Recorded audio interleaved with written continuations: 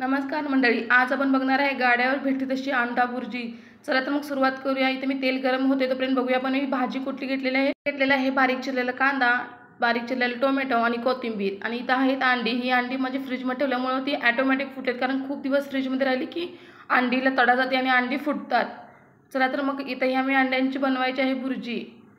तेल गरम झालेलं आहे। आता यामध्ये कांदा घालून घ्यायचा आहे। कांदा छान असा बारीक चिरलेला असावा, त्यामुळे बुर्जी छान लागते। टेस्ट ही खूप छान आहे। अगदी छान असा गुलाबी कलर जर भाजला तरी एक नंबर टेस्ट। कांदा कोणत्याही भाजीचा असू दे, तो गुलाबी कलर येऊपर्यंत भाजला की छान लागतो।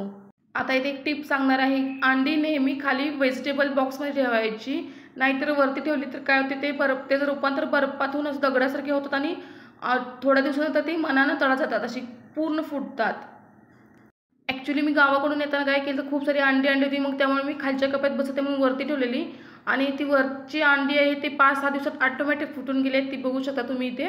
आणि आता आपण इथं घातलेलं आहे टोमॅटो, कांदाही खूप छान भाजलेला आहे। नंतर टोमॅटो घातलेला आहे आणि टोमॅटो मी सोबत भाजत आहे। व्यवस्थित असं टोमॅटो भाजून घ्यायचं आहे। पाणी सुटायला आलं की समजायचं टोमॅटो आपलं भाजत आलेलं आहे। जर तुम्हाला कमी वेळेमध्ये आणि कमी साहित्यामध्ये जर अंडा राईस बघायचा असेल तर तोही आपल्या चॅनलला लवकरच अपलोड होणार आहे। त्यासाठी तुम्ही सबस्क्राईब करून घ्या आणि बेल आयकॉन दाबून ठेवा, म्हणजे तुम्हाला पटकन समजेल की हा व्हिडिओ आलेला आहे। थोडंसं तेल कमी वाटतंय म्हणून मी त्यावर काय केलं, थोडंसं तेल ॲड केलं, कारण का अंडी जास्त भाजण्यासाठी तेल थोडंसं लागतं, म्हणून मी थोडंसं ॲड केलेलं आहे त्यामध्ये। आणि छान असं टोमॅटो हे खूप छान भाजलं आहे, कांदाही खूप छान भाजला आहे। आता इथं काय करायचं, आपण इथं ऑलरेडी चटणी घालून घ्यायची आहे। चटणी यामध्ये तेलामध्ये छान अशी भाजून घ्यायची आहे। अगदी अर्धा सेकंद किंवा 1 सेकंद जरी म्हटलं तरी छान भाजून घ्यायची आहे। खूप जण इथे चुकतात, काय करतात, इथंच आधीच मीठ घालून घ्यायचं आहे। काय लोक कसे करतात की आधी अंडे घालतात मग मीठ टाकतात, त्याने काय होतं, मीठ सगळीकडे जात नाही, एका ठिकाणी कुठतर राहतं आणि व्यवस्थित चव लागत नाही, ती खारटपणा थोडासा येतो। मग काय करायचं आहे, भाजीमध्ये ऑलरेडी या मसाल्यामध्येच मीठ घालून घेतलेलं आहे, जेणेकरून सगळीकडे लागेल सेम।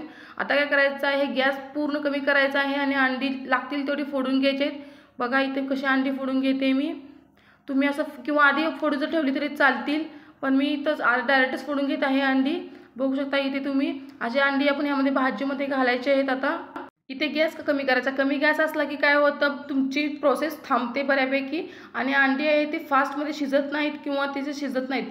त्यामुळे काय करायचं आहे, कमी गॅसच करून असं अंडी पटापट फोडून घ्यायचे आहेत, किंवा तुम्ही ऑलरेडी फोडले असेल तर एक नंबर होते।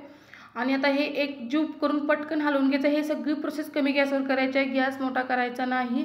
बघा इथे सगळी माझी अंडी फोडून झालेली आहेत बऱ्यापैकी, आणि आता सगळं एकजीव करून एकत्र भाजून घ्यायचं आहे।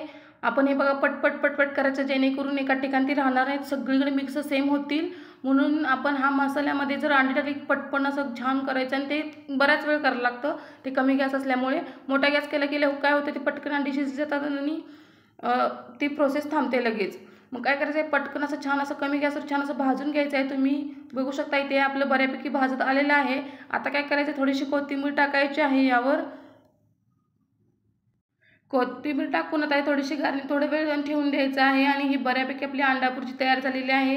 बघू शकता काही लोक काय करतात, त्याला झाकून पण शिजवतात, पण झाकून शिजवल्यानंतर काय होतं, त्याला पाणी सुटतं, म्हणून मी झाकून कधी शिजवत नाही। अशी फडफडीत छान अशी अंडा बुर्जी आपली तयार झालेली आहे। बघू शकता इथे तुम्ही।